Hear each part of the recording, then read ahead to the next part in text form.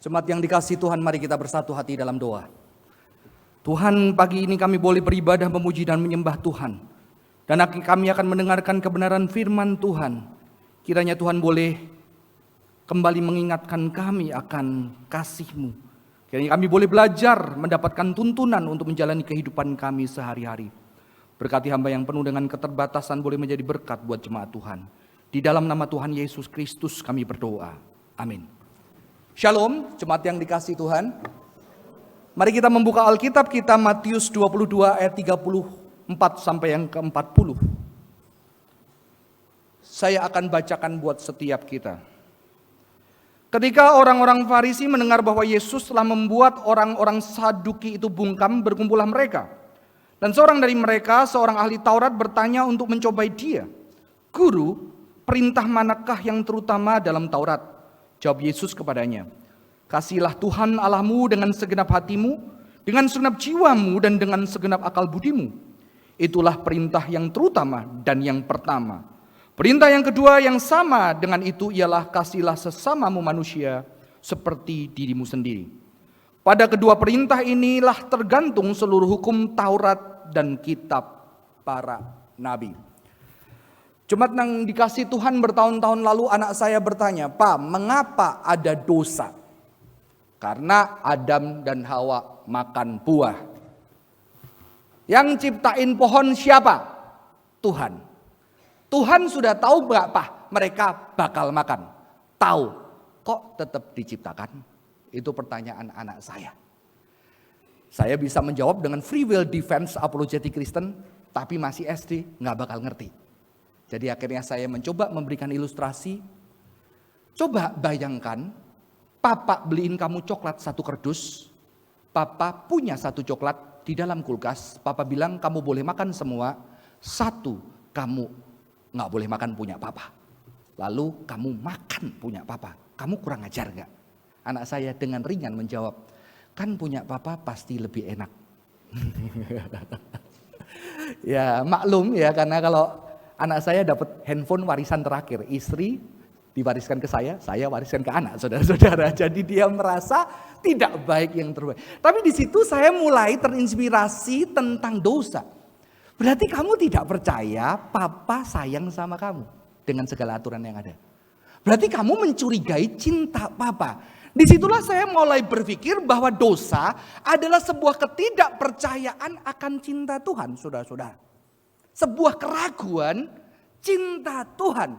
Dosa bukan masalah perbuatan salah ini, tapi dosa berkaitan dengan sebuah relasi, sebuah kedekatan yang dilanggar, saudara-saudara. Saya teringat beberapa tahun lalu membaca sebuah novel yang akhirnya difilmkan, judulnya Les Miserables, karangan dari Victor Hugo, ya. Sebelum Greatest Showman popular, ini keren tapi kurang populer, saudara-saudara. Pemainnya sama, ya. Dan di sini ada seorang kisah seorang pria yang bernama Jean Valjean. Jean Valjean adalah seorang yang ditangkap dan dipenjara gara-gara dia kelaparan dan dia mencuri 1 roti. Dan dia dipenjara bertahun-tahun, dan di penjara dia mengenal kehidupan yang keras. Sejak itu dia tidak percaya ada namanya kebaikan, tidak percaya ada namanya cinta. Dan ketika di penjara dia berusaha lari dan dia berhasil lari. Dia dikejar oleh para tentara, polisi yang mengejar dia. Dan di dalam waktu kelaparan, kedinginan, di situ seorang rahib sepertinya, pemimpin gereja, membukakan gereja buat dia. Rumahnya buat dia. Saudara harus tahu dulu hospital, rumah sakit itu di samping gereja. Orang yang kelaparan, makan, sakit itu di samping gereja disediakan tempat makan, dirawat dan penginapan, saudara-saudara. Jadi hospital, rumah sakit awalnya dari gereja. Dan dia mendapatkan yang namanya hospitality. Hospitality, keramah tamahan, kesanggerahan dari pemimpin gereja ini. Dia makan, saudara, bahasa hospitality, saya pernah berkhotbah. Hospitality dari kata philoxenia. Philo cinta, xenia orang asing. Jadi kalau mobilnya xenia orang asing. Saudara, orang saleh itu adalah orang yang hospitable. Karena ini melambangkan Tuhan yang menyediakan makanan buat banyak orang.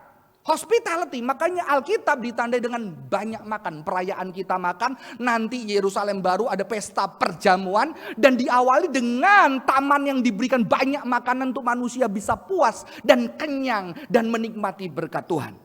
Maka dia mendapatkan, John Valjean mendapatkan makanan.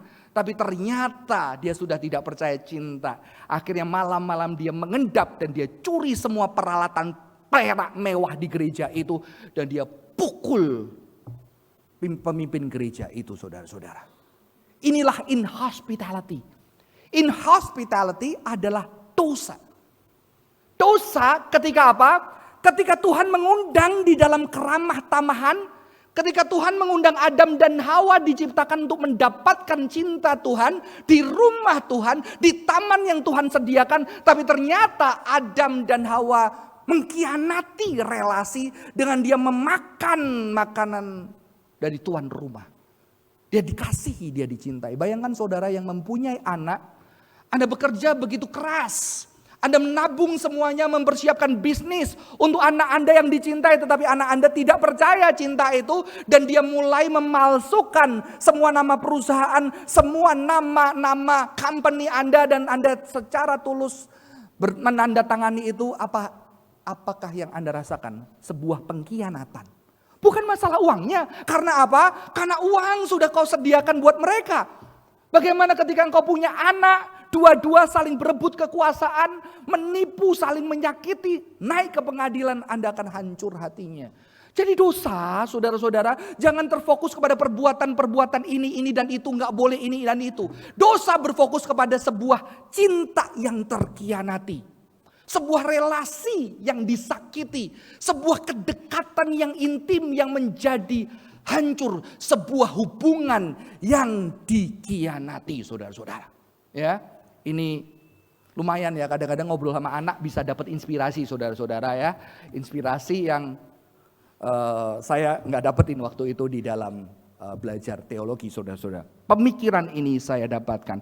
Tapi akhirnya ketika mempelajari Alkitab lebih dalam dan kita juga menemukan ternyata dosa berbicara pengkhianatan cinta, saudara-saudara. So, dosa berbicara manusia mengkhianati cinta. Ketika ada Hawa itu waktu itu adalah wanita tercantik di dunia, saudara-saudara. Karena belum ada yang lain ya. Belum ada yang lain ya. Saudara-saudara, dia tercantik di dunia, tapi ular bilang apa?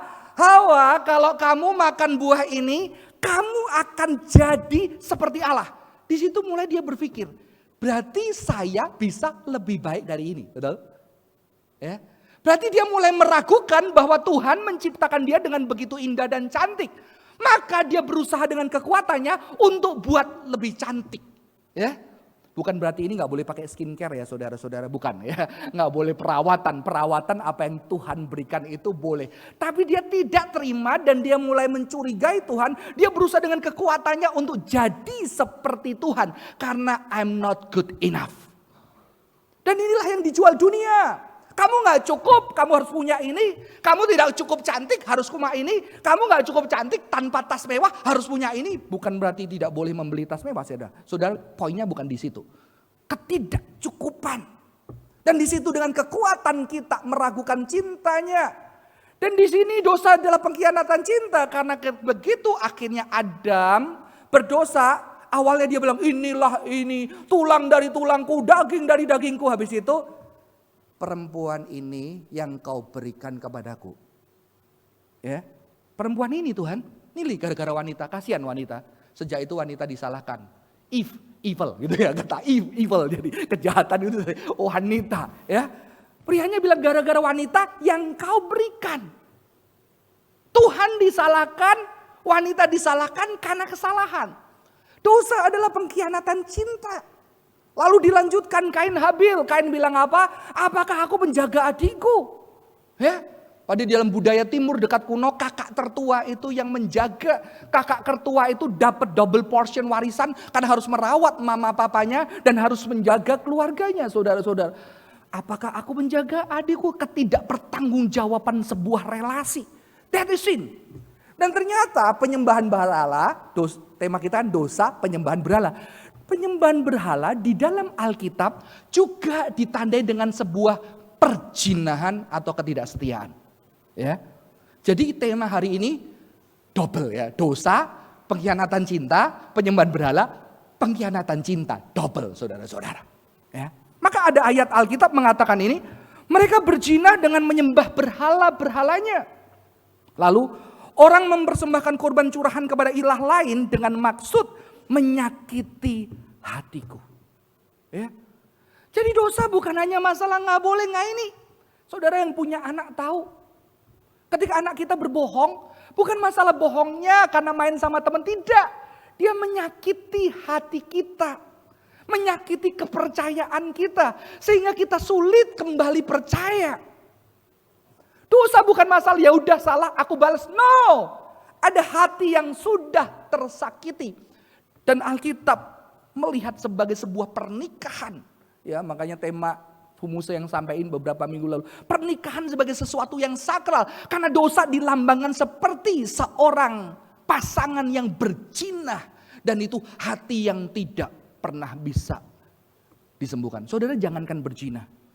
Saya berjumpa anak-anak muda. Yang ternyata dikhianati pria.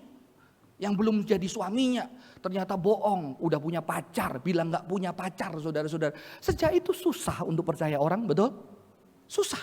Karena dia mulai kok ada cowok kayak gini. Apa jaminan cowok yang lain itu? Anak-anak yang memiliki orang tua yang meninggalkan mamanya. Dia akan berkata kalau dia bisa meninggalkan mama dan aku. Bagaimana aku bisa lihat orang yang baru aku kenal 1 tahun 2 tahun. Terus bilang gak bakal ninggalin aku. Tidak mudah percaya saudara-saudara. Karena ada cinta yang dikhianati. Inilah jadi Tuhan kita sangat personal. Sangat intim. Sangat dekat. Dan dosa dilambangkan dengan pengkhianatan. Maka saya mengambil ayat tadi.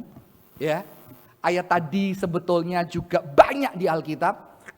Saudara harus lihat bahwa ayat tadi adalah bagian inti dari Alkitab kita. Baik perjanjian lama, perjanjian baru. Maka Yesus mengatakan semua hukum Taurat Nabi tersimpul di dalam hukum kasih. Ya. Saudara-saudara, orang Yahudi itu punya namanya tevilim. Tevilim itu di jidatnya itu saudara-saudara, itu ada kotak. Ada kotak, nanti ada tali dan di sini ada kotak. Mengapa saudara-saudara? Di dalam kotak itu ada tulisannya Shema. Ya, Shema. Shema artinya dengarlah. Shema adalah sebuah pengakuan iman orang Yahudi dan juga Yesus menyuarakannya. Ini ada satu ayat yang unik. Ketika Yesus ditanya, apakah yang terutama? Tadi kita membaca dari Matius, sekarang saya baca dari Markus. Yesus jawab gini, perintah yang utama ialah dengarlah, hai orang Israel, Tuhan Allah kita, Tuhan itu Esa. Bahasa Ibrania, Shema Yisrael, Adonai Eloheinu, Adonai Ehad. Ya, ini confession of faith. Pengakuan iman, kalau pakai bahasa yang lazim, syahadat. Ya. Jadi ketika Yesus ditanya, apa yang terutama? Shema Yisrael, Adonai Eloheinu, Adonai Ehad. Orang Yahudi menyanyikan ini saudara-saudara. Ya, Shema Yisrael, Adonai Eloheinu, Adonai Ehad, Baruch Shem Kevod Malkuto. Saya pernah 7 tahun belajar aliran Yahudi Kristen, saudara. Jadi lumayan. Dan kalau di dalam ibadah Yahudi pagi disuarakan, sore disuarakan. Maka saudara sebetulnya ayat renungkanlah firman siang dan malam, terjemahan yang lebih tepat bukan merenung diem tidur saudara. Tapi mengerangkan seperti singa yang terancam. Kan harus berhadapan dengan tantangan dunia. Yang membuat kita jauh dari cinta akan Tuhan. Ya, ini adalah syahadat yang Yesus mengulang. Lalu Yesus lanjutkan, kasihlah Tuhan Allahmu, ini ahafta. Jadi Shema tadi, yang kedua ahafta. Kasihlah Tuhan Allahmu dengan segenap hatimu dan dengan segenap jiwamu dan dengan segenap akal budi dan dengan segenap kekuatanmu. Perintah yang kedua ialah kasihlah sesamamu manusia seperti dirimu sendiri. Tidak ada perintah lain yang lebih utama dari kedua perintah ini. Beberapa tahun lalu saya membaca seorang teolog reform yang bernama John Frame, The Doctrine of God. Dia ngomong ini adalah confession of faith. Yang penting yang juga dikutip Yesus. Jadi Yesus mengumandangkan Shema, saudara-saudara. Dan ini adalah kunci bagaimana orang-orang Yahudi berdadapan. Supaya mereka setiap pagi mereka suarain. Sebelum tidur mereka suarain. Dan bagi orang Yahudi, kalau bisa sebelum nafas mereka terakhir, Shema Israel, Adonai Eloheinu, Adonai Ehad. Sebelum nafas mereka harus keluarkan kasih kepada Allah. Dan Yesus di atas kayu salib mengasihi puncak dan mengasihi sesama.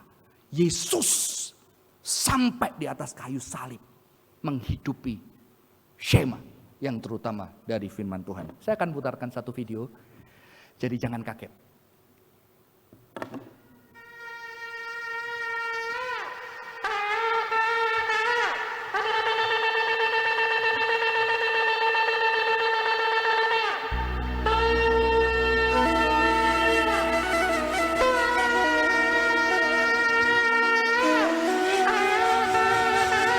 Bulan-bulan ini menjadi lebih akrab ya.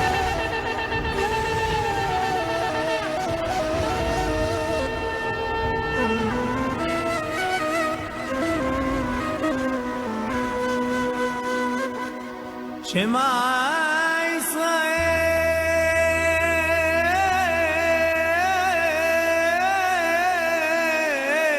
Suasana gereja kita jadi berubah saudara-saudara.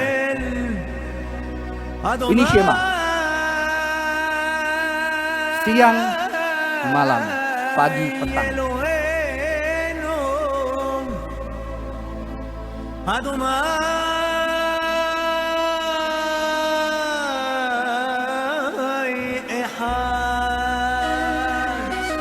Sudah ya, cukup ya saudara-saudara. Suasana berubah ya. Saudara, ini ada di Alkitab. Tapi tidak langsung nanti kita harus ini ya saudara-saudara. Nggak perlu kita mengikat lagi, mengikat di sini. Nggak perlu saudara-saudara ya. Karena Tuhan memang mau bukan cuma diikat tapi ditubuhkan di dalam kehidupan kita orang percaya. Maka dosa idolatry bagi saya adalah pengkhianatan. Pengkhianatan menyakiti Tuhan, sesama dan diri. Bertahun-tahun saya menjadi orang Kristen. Ketika berbicara idolatry, sering fokusnya hanya kepada kasih kepada Tuhan. Tapi di sini ketika saya mempelajari lebih dalam, saya melihat bahwa ternyata idolatry tidak hanya berkaitan dengan Tuhan, tapi idolatry berkaitan dengan perintah Tuhan. Ketidaksetiaan terhadap perjanjian ditandai dengan perintah Tuhan yang utama adalah mengasihi Tuhan, sesama dan diri bersama. Ya. Saya tes dulu pelajarannya. Hukum ke-1 sampai ke-4 mengasihi siapa? Dasatita mengasihi Tuhan. Ya. Hukum ke-5 sampai ke-10 mengasihi siapa? Sesama. Yang mengasihi diri hukum keberapa? Keberapa? Nggak ada. Berarti nggak boleh mengasihi diri. Cuma mengasihi Tuhan sesama. Tapi Yesus ngomong mengasihi Tuhan sesama diri. Sekarang saya tanya, mengasihi siapa dulu? Tuhan. Yang kedua? Ada yang diri, ada sesama. Bingung deh gitu ya. Yang ketiga? Ya, biasanya orang Asia diri lebih rendah, diri dulu ya. Ya, kalau sudah kena pendidikan barat, kalau gimana bisa mengasihi sesama kalau nggak mengasihi diri sesama dulu, saudara-saudara. Saudara, saya menemukan ternyata 1 sampai 10 itu mengasihi Tuhan, 1 sampai 10 mengasihi sesama, 1 sampai 10 mengasihi diri.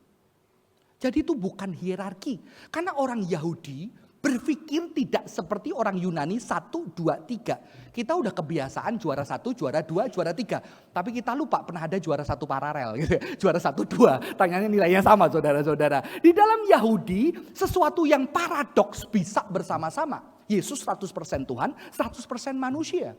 Ya, kita bisa nggak nangis tapi ketawa? Sambil ketawa bisa ya. Saudara-saudara, mengasihi papa atau mama dulu? Kalau 1 dulu mana? Mama, karena surga di telapak kaki ibu. Nggak ada ayatnya saudara-saudara ya. Saudara-saudara, dua-duanya betul? Jadi hukum ini tidak hierarki. Hukum ini bersamaan. Ya. Saya terinspirasi dari Wing Chun gitu ya. Kan ilmu timur, tonjok dulu atau tangkis dulu? Tonjok sama tangkis bareng gitu saudara-saudara. Bisa bersamaan orang timur berpikir. Maka ketika Anda berzina, Anda sedang menyakiti siapa? Menyakiti sesama keluarga orang yang Anda berzina. Menyakiti anak Anda, keluarga Anda. Anda menyakiti orang lain, tapi ketika anak Anda tersakiti, orang lain tersakiti, Anda juga sedang menyakiti diri Anda. Dan ketika Tuhan yang menciptakan manusia dengan cinta, melihat Anda saling menyakiti, Dia juga, kalau pakai bahasa manusia karena Tuhan tidak bisa sakit saudara-saudara, Dia juga tidak suka. Jadi perzinahan tidak mengasihi diri, tidak mengasihi Tuhan, tidak mengasihi sesama. Dulu ketika saya mengidekan ini, anggap saya sesat karena tidak mengutamakan Tuhan. Tapi puji Tuhan saya sudah punya pembelaan, ada teolog reform yang bernama John Frame. Posisinya sama kayak saya, jadi kalau sesat, dia sesat saudara-saudara ya. John Frame ya, itu bersama dengan saya posisinya. Bahwa ini sesuatu yang bersamaan. Mengasihi Tuhan sesama diri, jalan bareng. Cuma John Frame lebih aman, karena John Frame bilang gini, mengasihi Tuhan sesama diri kayak orang lari sampai finishnya bareng. Tapi kalau di mikroskop, nanti 0,0001 mengasihi Tuhan yang pertama. Ya, itu John Frame saudara, jadi lebih aman ya. Tidak dianggap tidak meninggikan Tuhan, itu posisi dia. Tapi dia lihat sama bersama-sama. Saudara, saya akan melihat idolatry di dalam perspektif ini. Ya. Idolatry artinya apa? Anda menyakiti Tuhan sesama diri. Karena perintah Tuhan, pelanggaran perintah Tuhan itu 3 hal ini. Saudara-saudara.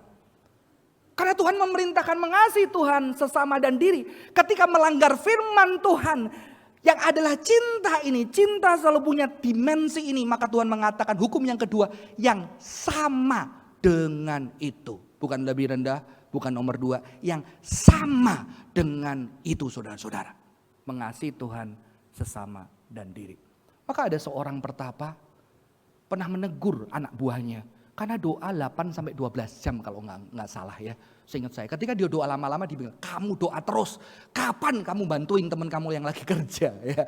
Kamu doa terus. Kapan kamu membagi berkatmu buat sesama. Ternyata ini adalah dimensi yang Tuhan berikan untuk kehidupan kita.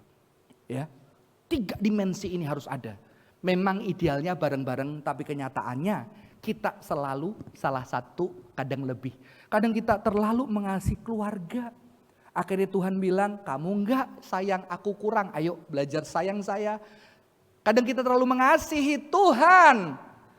Dan kita lupa ternyata kita tinggalkan keluarga kita pelayanan, kita tinggalkan diri kita sakit-sakitan, terus latihan. Tuhan mengatakan tubuhmu adalah bait yang harus dikasihi, keluargamu juga kasih. Kalau kamu gak mengasihi yang kelihatan, gimana kamu mengasihi yang tidak kelihatan? Jadi 3 hal ini terus bergerak di dalam kehidupan kita. Mungkin sampai akhir hidup kita, untuk kita terus belajar mengasihi sampai akhir hidup kita.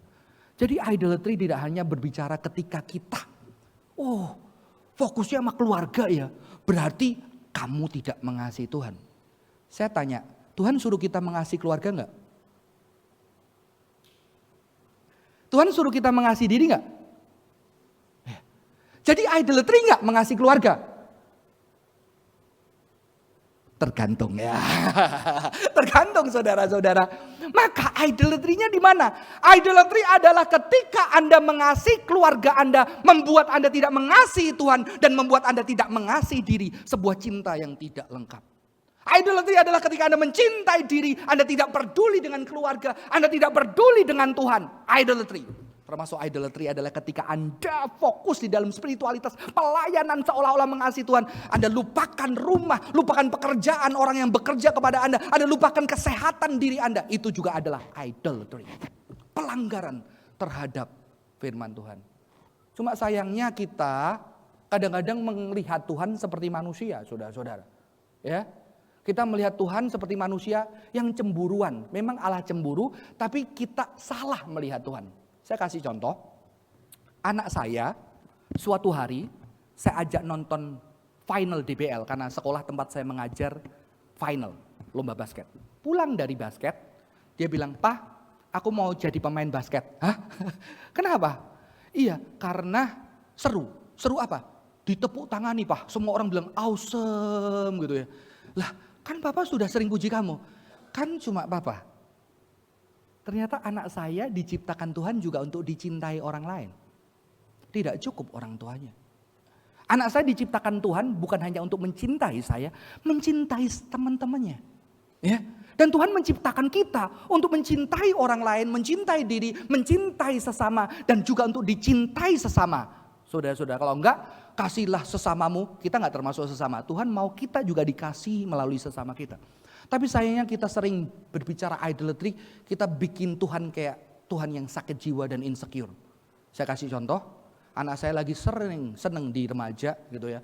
Suatu hari saya mau pulang, udah papa capek, habis khotbah 3 kali mau pulang. Terus anak saya bilang, "Pa, nanti aja papa jalan sama teman-teman aja. Aku lagi asik sama temanku, Pa. Udahlah nanti sore aja papa jemput lagi." Lalu saya bilang gini, "Kamu sekarang ya lebih penting temanmu ya daripada papa. Ya, kamu lebih penting gereja ya daripada papa ya. Jadi pilih tuh gereja atau papamu." Wah, itu papa yang insecure, saudara-saudara. Ya, karena saya akan seneng kalau anak saya ketemu teman-teman baik. Paham maksud saya? Tuhan akan seneng saudara ambil waktu setahun 1-2 kali bersama keluarga Anda menikmati liburan. Karena Tuhan kasih hari libur seminggu sekali. Sabat bagi orang Yahudi bareng sama keluarga, beribadah bareng, bersukacita, makan bersama, enggak kerja, menikmati dunia yang Tuhan anugerahkan sebagai berkat. Kalau dulu orang Yahudi Sabtu, tapi sejak Kaisar Konstantin orang Kristen ibadahnya hari Minggu. Jadi akhirnya kita bersyukur kena libur hari Sabtu dan Minggu, saudara-saudara. Nanti kalau agama lain dapat lagi satu, Jumat, Sabtu, Minggu, saudara-saudara ya. Indah ya, ada negara yang bahagia yang liburnya 3 hari, saudara-saudara ya. Saudara-saudara, itu pernyataan kita buat Tuhan insecure. Yang membuat Tuhan cemburu bukan ketika Anda mengasihi anak Anda liburan. No, liburan ibadah. Holy day. Holy itu artinya kudus. Day itu hari kudus ya. Bertobat yang gak pernah liburan sama keluarganya, makan bareng, bersukacita, tertawa. Tapi idolatry kalau apa? Ketika Anda liburan terus, Anda lupa Anda juga dipanggil untuk melayani orang lain. Kasihan yang gak bisa liburan, hari ini liburan kita deket-deket ya. Kita bikin teman kita yang gak bisa liburan ya. Oh, kasihan liburan gereja kalau liburan, aduh sepi sekarang 25 Desember pada liburan semua. Hari ini aku gak liburan karena aku mau gantian melayani para hamba Tuhan yang gak bisa cuti. Gitu. Bareng-bareng sama mereka. Saudara, itu bagian dari keindahan. Saya tidak cemburu dengan anak saya yang punya teman baik di gereja. Saya akan bersuka cita. Yang bikin saya cemburu adalah dia berteman dengan orang yang membuat dia semakin membenci dirinya, membenci Tuhan. Itu idolatry. Kau menyembah Tuhan dengan konsepmu yang membuat engkau tidak mengasihi sesama dan tidak mengasihi diri. Itu juga bukan bagian cinta yang Tuhan ajarkan. Ini pengertian saya tentang idolatry, saudara-saudara. Sebuah pelanggaran terhadap perintah menyakiti Tuhan sesama diri. Kan Tuhan menciptakan manusia dengan komponen cinta. Cinta Tuhan, cinta sesama, cinta diri. Ya. Saudara-saudara, mengapa orang bisa idolatry itu begitu berat tantangannya? Karena sejak awal buah pohon itu baik untuk dimakan dan menarik dipandang, diminati karena memberi pengertian. Begitu kelihatan, aduh kayaknya enak banget. Ya. Temptation itu nyata, real, bisa dirasain. Ya. Maka sebetulnya bagaimana kita menghadapi temptation idolatry, kita harus punya sesuatu yang real. Karena temptation real. Dilihat setiap hari. Apalagi setiap hari ada sosial media. Aduh, gua liburan gak bisa liburan temen gua. Saya sudah di airport, saya udah di kilometer sekian. Saya sudah landing, saya udah makan pasta di Italia. Waduh, kita langsung, aduh kenapa Tuhan gua kurang diberkati. Kenapa suamiku kerjanya gak gitu. Kenapa Tuhan. Kita mulai melihat yang lain. Di situ kita mulai temptation. Gimana caranya aku dapat uang lebih banyak. Gimana caranya aku bisa sukses. Di situ kita mulai sulit untuk puas. Ketika membandingkan. Ya, Hawa membandingkan dengan apa? Aku bisa seperti Tuhan. Kok gue kurang ya? Harusnya bisa semua dengan perbandingan. Hati-hati dengan perbandingan. Dan sekarang itu berat. Banyak anak muda baik-baik stres. Stresnya bukan karena apa saudara-saudara. Saya dulu gak stres karena gak ada sosial media. Sekarang mereka 24 stres. Karena semua kawin, dia belum kawin saudara-saudara. Belum nikah, dia udah lihat dan udah panik. Kalau dulu zaman saya nggak bisa lihat. Yang lain udah kerja kemana-mana. Dia ternyata sedang di situ stresnya karena dia membandingkan dengan dunia yang kelihatan itu. Yang kedua, korban persembahannya tidak diindahkan lalu Kain menjadi sangat panas dan wajahnya muram. Melihat nyata dan membandingkan. Itu adalah tantangan idolatry. Maka bagaimana kita bisa melawan idolatry? Di dalam Alkitab cara orang Yahudi adalah Shema Ahavta. Ya. Ketika berbicara dengan penyembahan berhala, ketergantungan dan keterikatan semua itu. Saya tidak menganjurkan, nggak boleh ini, nggak boleh itu, nggak boleh. Tidak saudara. Saya justru menyarankan bagaimana kita bisa berjumpa dengan cinta yang kekal. Perjumpaan yang nyata. Yang dirasakan dengan kehidupan kita akan adanya cinta yang besar. Ada banyak anak memberhalakan pekerjaan sampai lupa waktu. Karena apa? Karena dia pengen dihargai, dia pengen diakui, dia gak mau direndahkan. Dia pernah punya orang tua bangkrut, direndahkan keluarga, dia gak mau. Dia harus bekerja keras, dia pengen angkat derajat orang tuanya. Dia gak mau bikin orang tuanya dipermalukan, maka dia rela sakit-sakitan, lembur demi dia mengangkat. Karena cinta juga. Karena cinta. Tapi cinta yang terluka akhirnya dia menggunakan waktunya. Untuk apa? Untuk dapat pengakuan. Saudara, ketika dia berjumpa dengan cinta yang besar di dalam sebuah komunitas, di gereja, di sesama, kamu tidak perlu mencapai semua itu karena kami melihat engkau adalah saudara kami yang kami cintai. Bahkan ketika engkau gagal pun, cinta kami tetap ada buat engkau. Disitulah dia mulai saudara-saudara. Buat apa aku mencari semua ini kalau aku sudah percaya aku dihargai dan dicintai? Ya. Saya ketemu seorang anak yang pengen banget banggain orang tuanya. Dia berjuang saudara-saudara. Dia berjuang setengah mati. Dia gak pernah puas dengan dirinya. Tapi akhirnya dia juara satu paralel, satu kelas waktu SMA. Dia nangis. Karena kenapa aku gak bisa juara satu. Ternyata yang menyembuhkan saudara-saudara. Waktu penerimaan itu papanya duduk di samping dia cuma bilang, gak apa-apa kok, papa bangga sama kamu. Ternyata itu yang menyembuhkan dia. Bukan pencapaian-pencapaian itu. Bukan setelah itu gak bekerja saudara. Setelah orang yang dicintai dia akan bekerja tanpa beban dengan cinta. Dengan sebuah kepercayaan papaku udah percaya aku dan hargain aku saudara-saudara. Saudara-saudara berjumpa dengan kasih. Membuka diri untuk merasakan kasih Tuhan sesama dan diri. Ya, orang yang terjebak dengan satu idolatry. Pengakuan, penerimaan. Dia akan berjuang mengegam itu. Dan tidak puas dan dia lupa bahwa banyak berkat dan cinta yang sebetulnya dia alami setiap hari. Dia gak punya waktu karena waktunya dihabiskan untuk meraih dan mencapai yang dia pikir dia bisa bahagia dengan itu. Dia lupa tunduk kepala, pejamkan. Apa yang aku bisa syukuri minggu ini? Wajah siapa yang menghadirkan senyum dan bahagia hari ini? Hal yang aku paling seneng hari ini apa? Ketika apa? Duduk sama siapa? Tuhan lakuin apa? Dia tidak punya waktu membuka diri untuk merasakan kasih Tuhan. Dan yang terakhir, menubuhkan, menghidupi firman secara personal dan komunal. Saudara, hukum Shema diberikan secara komunal. Makanya dosa itu masuk ketika manusia sendiri-sendiri. Kain sendiri, Hawa sendiri. Maka Shema dikumandangkan di dalam publik komunitas. Secara nyata. Saudara, inilah spiritualitas Yahudi. Jadi setelah hukum Shema dan Ahavta tadi, Alkitab ngomong gini. Apa yang kuperintahkan kepadamu pada hari ini haruslah kau taruh dalam hatimu. Haruslah engkau mengajarkannya berulang-ulang kepada anak-anakmu. Dan membicarakannya ketika engkau duduk di rumahmu. Atau sedang dalam perjalanan. Ketika engkau berbaring atau bangun. Engkau juga harus mengingatnya sebagai tanda pada tanganmu dan dijadikan lambang di dahimu. Haruslah engkau menuliskannya pada tiang pintu rumahmu dan pada pintu gerbang kotamu. Jadi itu disuarakan, ditempel saudara-saudara. Mereka punya namanya Mesusa, itu ditaruh di depan rumah. Jadi sebelum mereka masuk rumah, sentuh itu Shema Israel saudara-saudara. Dan mereka taruh di dahi dan di tangan. Artinya apa? Pikiran kita, hati kita, perbuatan kita biarlah mengasihi Tuhan semesta alam. Itu cara mereka menubuhkan di dalam komunitas untuk mereka bisa setia dan tidak jatuh di dalam penyembahan berhala. Ya, Shema dikumandangkan, dihidupi. Maka ketika kita menghidupi kasih kepada Tuhan, sesama dan diri, anak-anak kita tidak perlu keluar untuk mendapatkan pengakuan. Karena kita sudah mengakui dan kasih Tuhan sudah dinyatakan di dalam keluarga, di dalam komunitas. Kita tidak perlu pengakuan.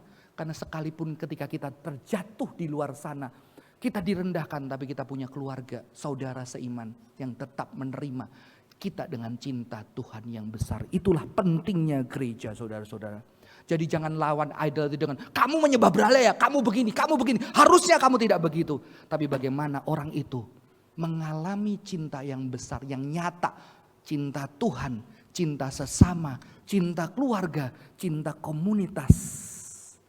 Dan disitulah hati dia mengalami cinta dan bisa belajar mencintai. Saya akan akhiri dengan film tadi. Jean Valjean yang penuh dengan kekecewaan. Dia sudah tidak percaya ada kebaikan dan dia sudah tidak mau memilih menjadi orang baik. Bahkan dia menyakiti orang yang paling menolong dia pada waktu itu.